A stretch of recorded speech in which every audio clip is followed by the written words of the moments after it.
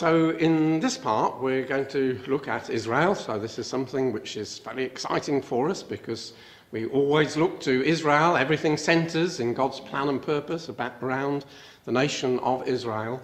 And so we're going to look at Israel and the new alliances which are forming between Israel and the countries to the east of her, the southern Arab states. Something which we've been looking for a long, long time, and now witness with our own eyes. So it is indeed exciting times. So we opened with the reading of Isaiah chapter 2, and those first first 5 verses, we use when we're giving a Bible talk lecture to give a wonderful picture of the coming kingdom, the great change that will take place. And then suddenly Isaiah, the whole mood changes, doesn't it, in that chapter? And we then read from verses 6 onwards of an Israel very displeasing to God. Now, it is quite a normal biblical formula to have an opening picture of the end of the matter and then tell us how we got to that end picture through the rest of the chapter. And that's exactly what is happening here. The end chapter is that Israel will be God's people, will be holy, will be faithful. Nations will come up to Jerusalem. But that hasn't always been the case. And I believe that in the verses from 6 to 9, we have a picture, a very accurate picture of Israel of today, trusting in themselves. And then from that picture, the rest of the chapter explains the problems that are going to come upon Israel till they are forced to recognize that the Most High God rules in the kingdom of men, and they must look to him and not to their own strength. So I just want us to begin with to tease out some of the things that we read in verses 6 to 9. We read that the first thing was that they were replenished, refilled from the east. And this is one of the phenomena of Israel today, is that she is growing friendship with Saudi Arabia to the east, but especially to India. Very close ties between those two countries.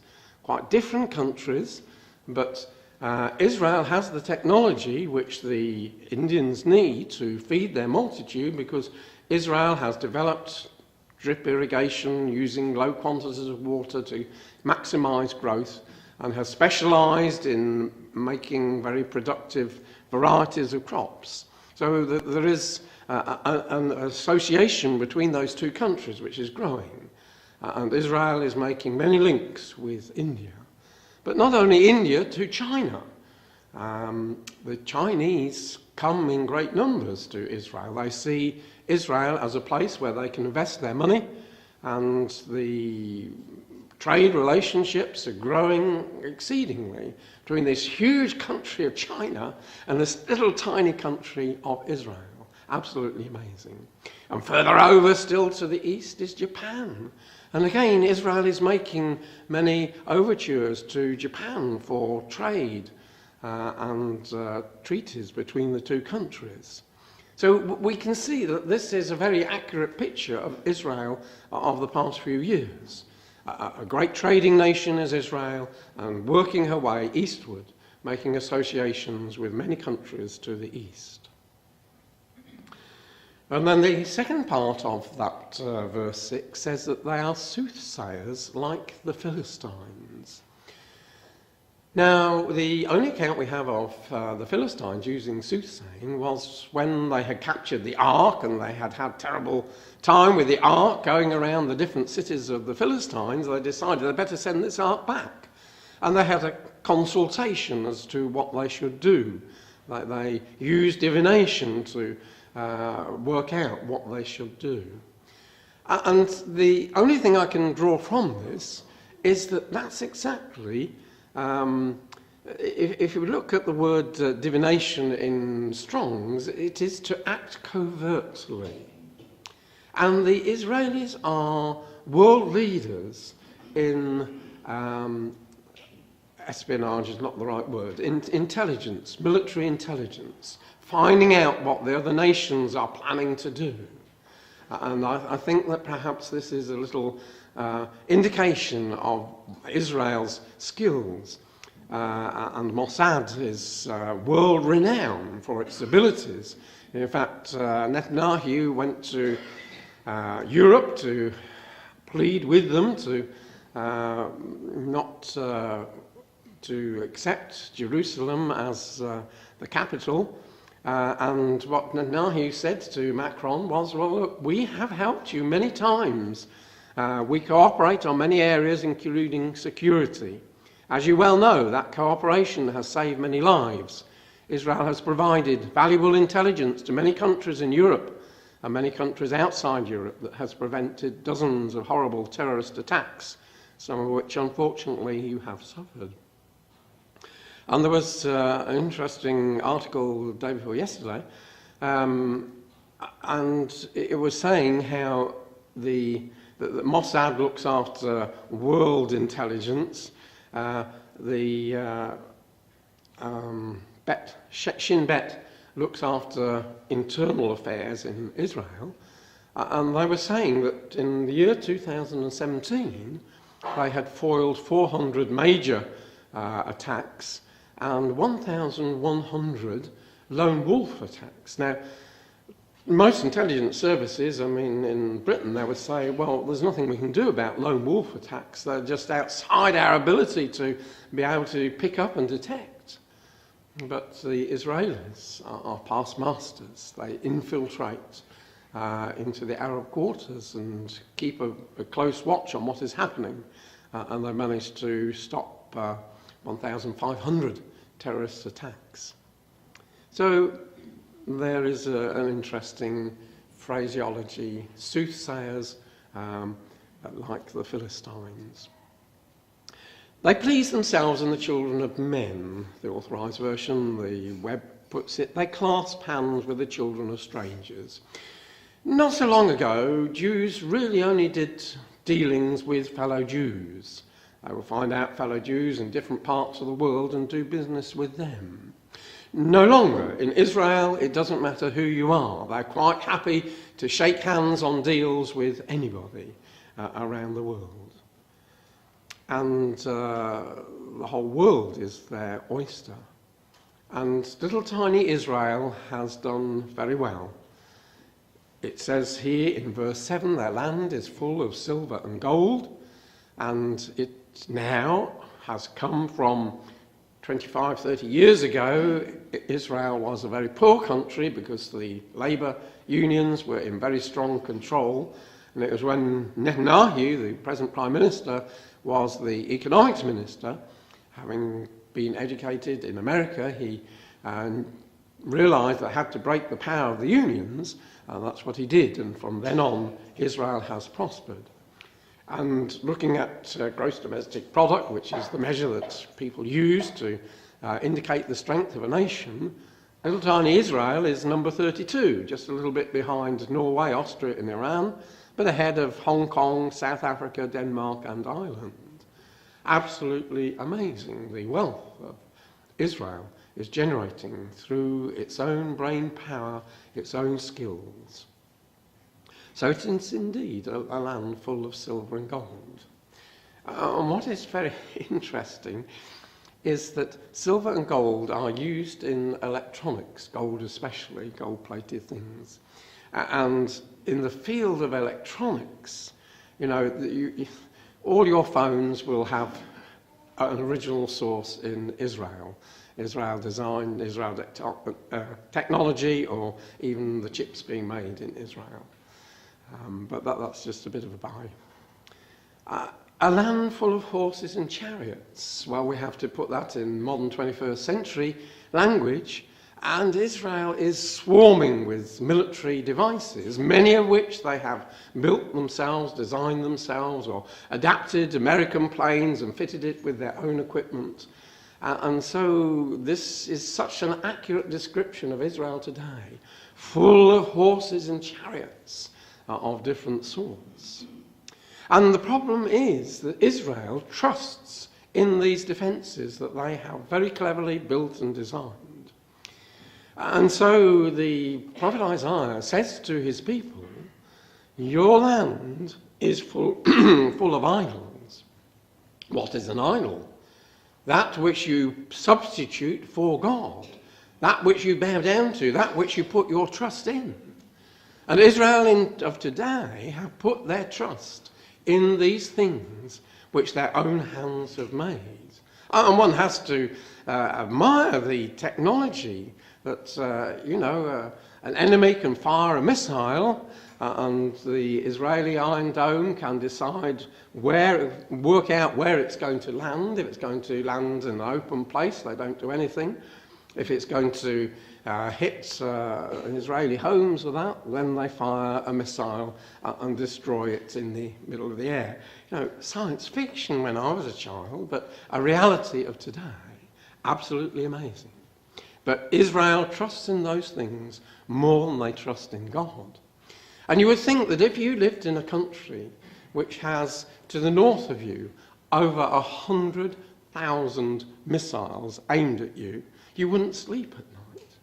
And yet Israel, when they do a survey of the happiness of different countries, it ranks number 12 out of 156 of people feeling happy and secure because they have these defences and they know that their army is seemingly invincible.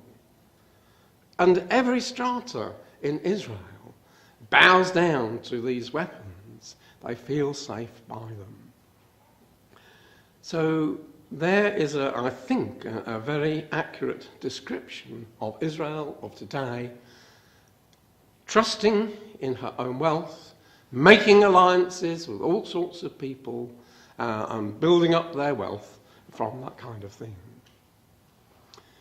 But we know that this is how it must be, because the picture is of Israel being very strong and being very rich and very prosperous in order to be a desirable prey and a spoil for the northern host to come down against her. And so we see how God works. He allows his people to trust in themselves so that when that all fails, when the Gogian forces come against Israel and Israel is defeated, and the Iron Dome and all the David's sling and all these things fail, they're overwhelmed, then where can they turn to? They can turn to their God, and that's what we know they will be brought to do.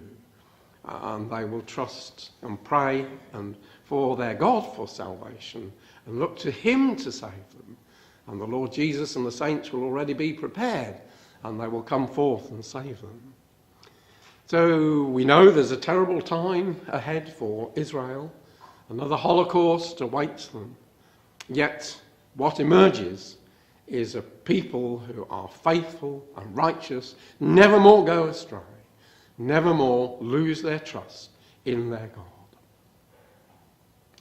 So Ezekiel 38 and verse 12 is a verse we know very well. The reason why Gog is described as coming with a whole host of different other nations against Israel is to take a spoil and to take a prey, to turn thine hand upon the desolate places that are now inhabited and upon a people that are gathered out of the nations which have gotten cattle and goods and dwell in the midst of the land. So spoil is used of taking the goods of a country, and the prey is taking the people of the country.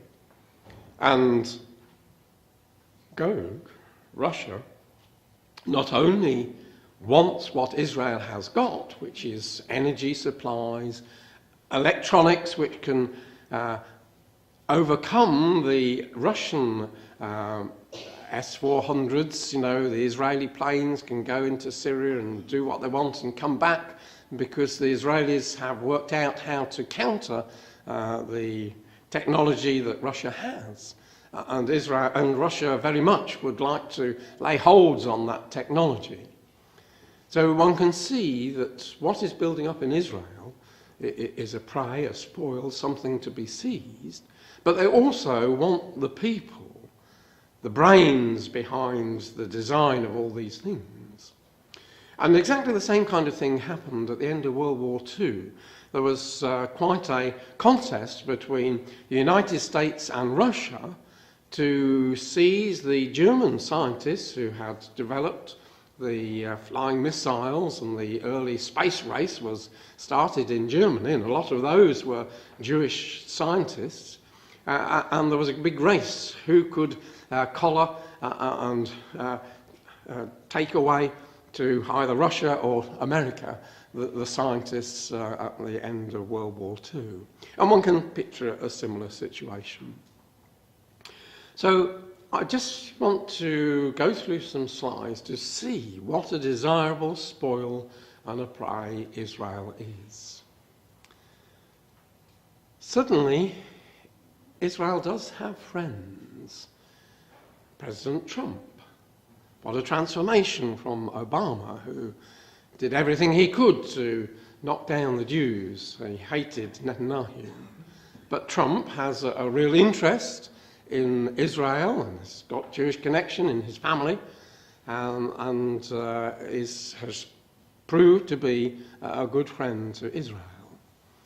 And in Britain, David Cameron was very friendly to Israel. He set in motion the making of Israel a key market for British business people to trade with Israel, and Israeli companies to come to Britain. And Mrs. May, too, as a daughter of a vicar, she is very pro-Israel, has been a friend of the Conservative Friends of Israel for a long, long time. And she has many Commonwealth friends in India and Canada and Australia. There is this long, long linkage back to Israel. And at this time, the Canadians are very well thought of, and the Australians and New Zealanders, Indians, the old Commonwealth countries are very friendly to Israel. And now she has many southern Arab friends, and we'll look at a few slides there. What a transformation. It's something we knew had to happen from Ezekiel chapter 38 and a few verses on, verse 13, and we'll come to that in a moment. But, you know, it has now become a reality, and the past few months it really has shown itself in a new light. And the US ambassador to the UN, Nikki Haley, very pro-Israel, prepared to stand up and speak her mind against the UN. And Israel's economy is booming, and that gives you friends because people want to trade with you.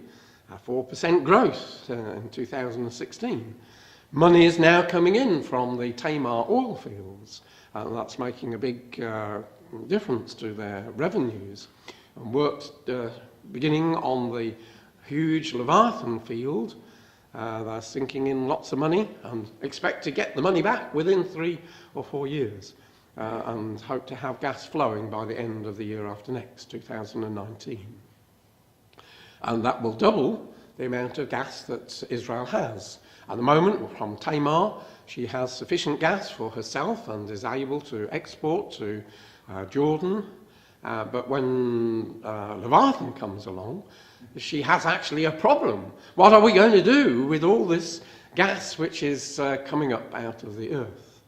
An interesting problem.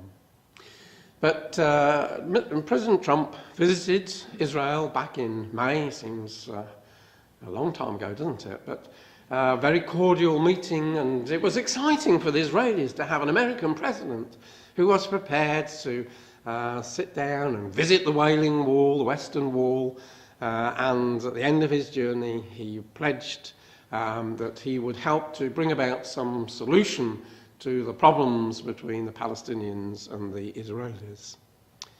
And he, all during his presidency, his election race, promised that he would move the embassy to Jerusalem. And we shall see how this is becoming a reality. Now, this was quite an amazing article. This was the beginning of the year. Israel, the 8th great power in 2017. This is from American Interest. The US remains the most powerful country on earth, followed by China, Japan, Russia, Germany, India, Iran, and Israel. A new name on our list of the 8 greats.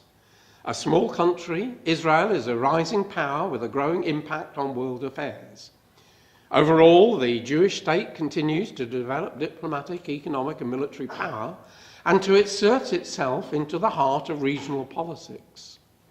Large offshore discoveries of natural gas and oil are turning Israel into an energy exporter. Energy self-sufficiency is a boost to Israel's economy. Energy exports boosts Israel's foreign policy clout. Access to Israeli technology, like the technology behind the Iron Dome missile defense system, matters to more and more countries. Israel's diplomatic outreach to Africa and its deepening relationship with India benefit from Israel's ability to deliver what people in other countries want. Another factor is the change in the Middle Eastern balance of power that has transformed Israel from a pariah state to a kingmaker. Syria, one of Israel's most vociferous enemies and biggest security threats, has now been broken. Egypt hates Hamas, ISIS, and the Islamic Jihad as much as Israel does. Never has Egyptian-Israeli security cooperation been as close as it is today. Even more consequential, the rise of Iran and its aspirations to regional hegemony make Israel critical to the survival of the Sunni Arabs, including the Gulf states.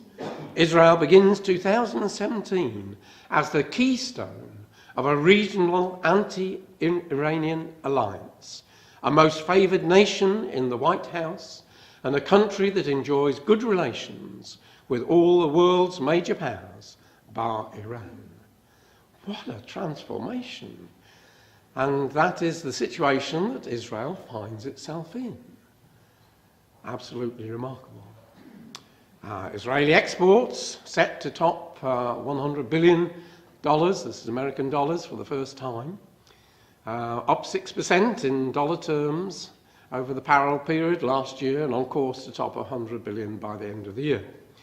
Figure will be first-time landmark for Israel. Absolutely staggering. And so they now have energy, and how they're going to make use of this energy and export it. Well, one means is to take gas and turn it into electricity. It's not easy to export gas, you need huge pipelines. But by turning gas into electricity and then laying an undersea cable, then you can export it. And with the backing of the EU are helping to plan, and they haven't started to build it yet, but it is anticipated that this is due to start next year, a long, long cable stretching from Israel, from the power stations of Israel, up to Cyprus and across to Crete, and then there is an existing cable that connects Crete to the mainland of Greece. And this will end the electrical isolation of Cyprus, because Cyprus is in the EU. That's why the EU is interested in this, because it will bring Cyprus and connect it to the EU. We know that's going to be in vain because we know what leg Cyprus is going to be in, but the EU doesn't know that. And if she's prepared to help with the money, well, that's good for Israel. So this is what is being planned, this cable, so that Israel can export energy, it can be shared among the islands and onto mainland Europe. There are 3 major gas fields, all very close together. Egypt has discovered gas there. Cyprus has discovered gas there, the Aphrodite field, and the Leviathan field is there. And what is making sense is that for Egypt and Israel and Cyprus to work together, and if a pipeline has to be built, to cooperate on that construction. Now, initially, the thought was to take that gas, build a pipeline up into Turkey. Turkey has always been very gas hungry, and that's quite a short distance. But events have come along which make that almost impossible. At one time, Israeli-Turkish relations were very, very good. And then when the incident of the Israelis storming that ship that was sent by the Turks against to break the Gaza blockade, that's turned things very sour between Israel and Turkey. And also the problem is Cyprus. Cyprus is divided. The top half is under Turkish control, the bottom half is under Greek control, and never the two shall meet. They've had many talks about cooperating together, and the southern part is in the EU and the northern part isn't. But again, things have soured between Turkey and Greece. Under Erdogan, relations are pretty poor. So what is being looked at now is a much longer pipeline following a very similar route to the electrical cable, and again linking Israel and Egypt to Cyprus, and then on to Crete and on to Greece, so that gas can be exported across into Europe that way. So these things are in active discussion. The three countries are having meetings: Cyprus, Egypt and Israel and Europe, Greece, and so we shall see what happens with that. Many of these things, it takes quite a long time to actually get off the ground because immense cost in building it will be one of the longest gas pipelines, and the Mediterranean is pretty deep along that stretch. So foreign investment was up 7% when we got to September. Exports set to top 100 billion, yes. Aliyah still continuing. Jews from Europe especially, Ukraine, Russia, going back 27,000 increase in population through Aliyah last year, or this year, sorry. No, that is 2016 figures.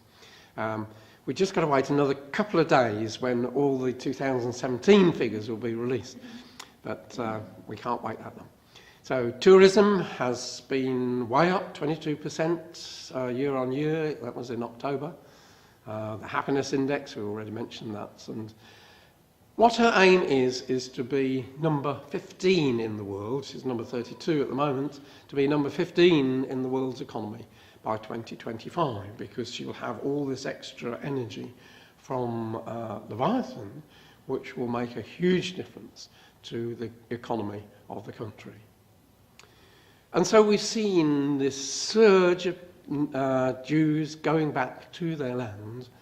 43% of the world's Jewish population now lives in Israel. We never thought it would get to that kind of figure, but 43% of the Jewish population of the world is now living in the land of Israel. And, you know, the figure just goes up and up and up and up. So 6.5 million Jews, 8.7 Israelis. Now, in the section in Ezekiel 38 where it talks about the spoil and the prey, in the verse before, it talks about them dwelling safely without walls or bars or gates. And this has been a problem verse. We can see what it means, but how on earth can Israel dwell peaceably surrounded by enemies? It seemed a conundrum. And I believe that God inserted that verse as an act of faith for Bible believers. Because how could it possibly come about that Israel could dwell safely, confidently among all her enemies? And yet, brothers and sisters, we're seeing great changes in the Middle East that will herald this time of peace that the prophet has said. It will come to pass. God's word is always true. He knows, right from the beginning, what the end picture is going to be.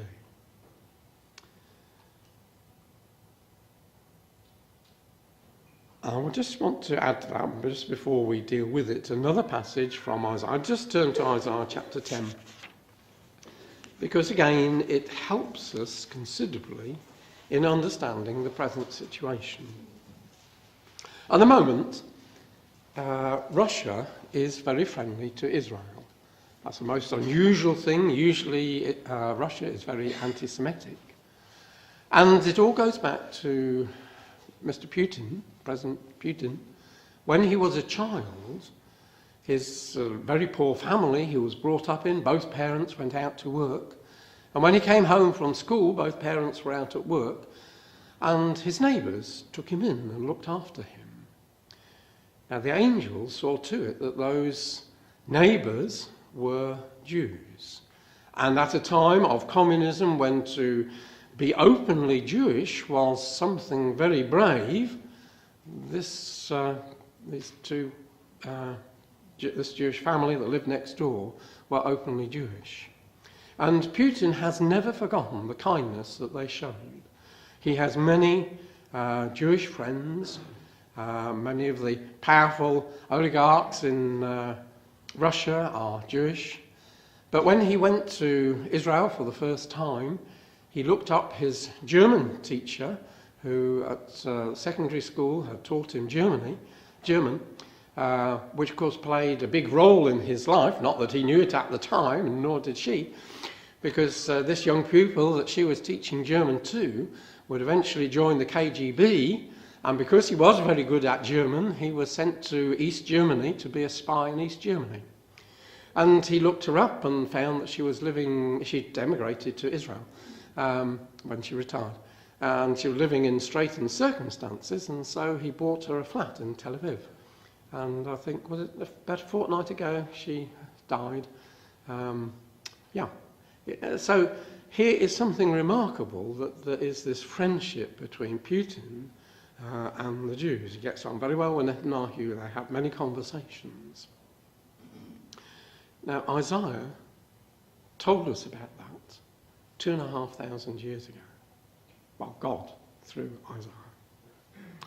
So in verse 20 of Isaiah chapter 10, it shall come to pass in that day that the remnant of Israel, and such as are escaped of the house of Jacob, so this is post-Armageddon, the remnant that has been left, shall no more stay, lean, support oneself upon him that smote them, defeated them, but shall stay on Yahweh, the Holy One of Israel, in truth.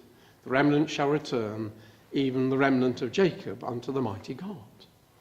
Now, who is going to smite them? Well, Ezekiel 38 tells us, doesn't he? We know it is Russia that's going to come down.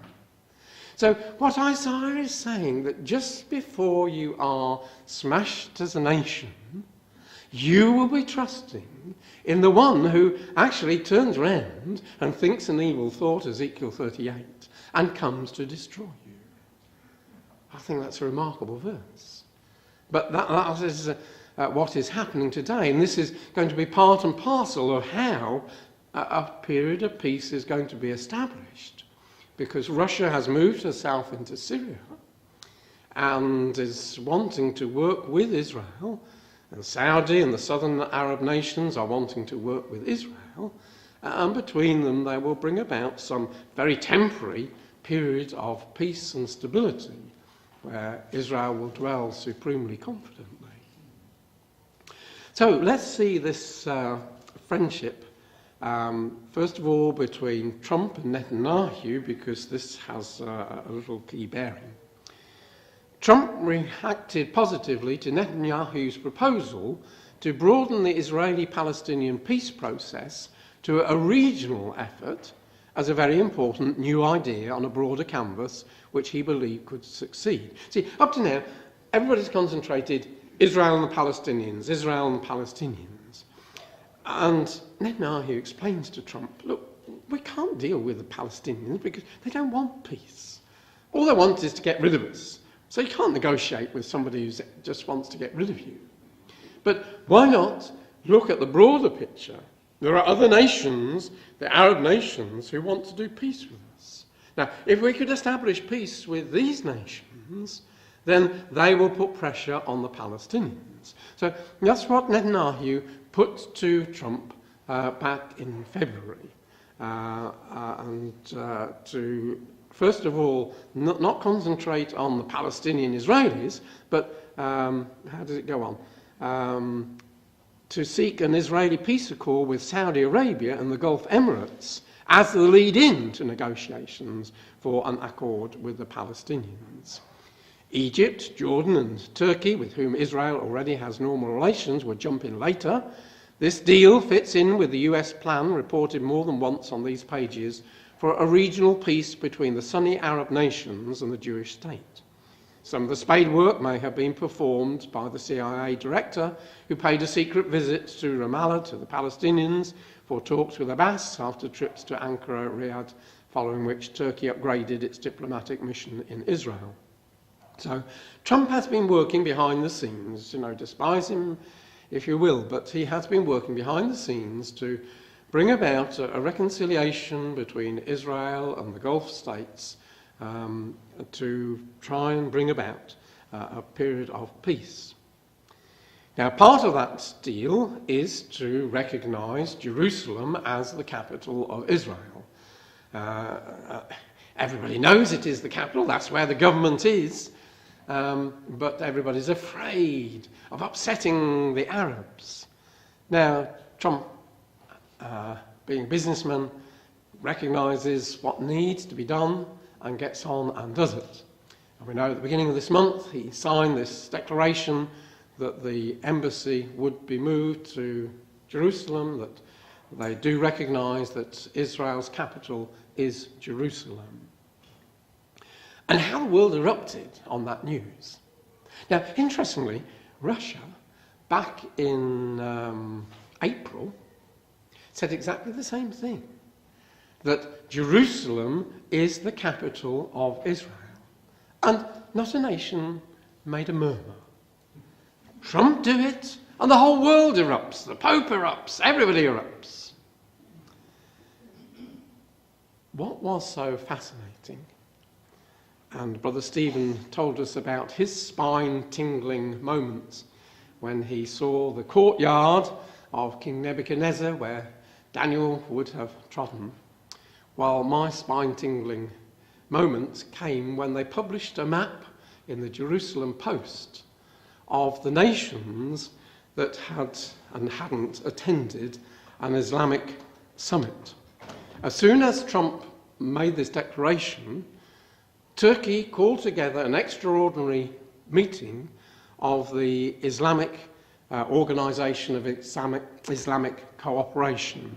It's a Muslim organisation founded in 1969. This was the 6th extraordinary meeting. They meet regularly, but now and again events happen, and it's usually over Israel, they have an extraordinary meeting. So since 1969, this is only the 6th extraordinary meeting. So Erdogan calls all the Arab leaders together to condemn what was happening. But certain members didn't go. And this was the map that was published in the Jerusalem Post.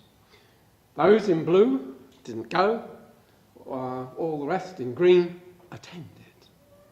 Now, I've had maps like that for years, where I've said, we're looking for a regional alliance of nations working with Israel. And here we have it in the Jerusalem Post. Absolutely thrilling. And one of the big changes is the new Saudi Crown Prince. And he sent a message to Israel saying, look, this declaration by Trump, don't worry about it, we can handle it. It's not it's no issue and no bar to our engagement with Israel. Official White House sources disclosed Tuesday that the Crown Prince Salman informed President Trump that while Riyadh publicly objects to Jerusalem's recognition as Israeli capital, he has to because of the people, This isn't a bar to Saudi engagement with Israel, nor should it be detrimental to Trump's administration steps in the Middle East. So he's working with Trump to bring about peace. So here's the headline, 6th of November, new allies, Israel and Saudi Arabia in the Jerusalem Post. Times are changing in the Middle East as alien nations find common ground in a bid to avert Iranian supremacy within the region. Thrown into the mix is a strong international desire for ousting Assad. The opening of the dialogue between Israel and Saudi is perhaps the most significant shift in the region. There'll be no diplomatic ties between the two nations, as Saudis supported the Palestinians. A more open relationship has not come overnight, however. The two nations have shared intelligence on enemies within the region for a long time. And so it goes on. And the Crown Prince himself actually made a secret meeting to Israel. So it suggests stronger ties are increasing. The great divide in the Middle East may be on the horizon, as Israel and the US may well become a significant force between the split. The anti-Iranian sentiment is building, while the divide will become even greater. The moves by Saudis and Israel are likely to bring greater strength to the Arab world, supported and armed by the US in an effort to fight off Iranian supremacy. A united Sunni Arab front with Israel as an ally may begin to stabilise a region that looks to be on the verge of collapse. And that's another one, but time is moving on. But absolutely amazing, and this was just yesterday. Many of the southern Arab nations are very displeased with what Abbas is doing, making all this fuss about Jerusalem. And the headline was in the Israel Hayom paper, displeased with Palestinians, Arab states chart new Jerusalem policy. And Jordan and Egypt and Saudi are telling the Palestinians, calm it down, calm it down. That's not what we want. Now, time is nearly gone and we've still got a bit of ground to cover, so let's just whistle through these. The Saudi Crown Prince is wanting to build a huge new city on the northern border, very close to one of the old Dedans, and this will be a city which covers vast territory, which will enable a whole new economy for Saudi Arabia. They want to get away from dependence on oil, and is proposing to put it up there because it's close to Egypt and close to Jordan. He wants to work with both of those, but more vitally, it's close to Israel, and he wants Israeli help with all of this. Not only Saudi Arabia, but Bahrain, warming ties, but I skip over that. Israel is a major trade route for Turkey and Jordan. I'm going to skip over that. India and Israel are a strategic alliance. We're going to skip over that because I need to deal with Sheba and Dedan and the merchants of Tarshish. So sorry, I shouldn't have gone quite so far, should I, from that? So there are three passages, there are two sets of Sheba and Dedan and another Sheba. One Sheba and Dedan is descended from Abraham through Jokshan. There is a Sheba on the far side of the top there, again descended from Shem, and then from Cush there is a Sheba and Dedan.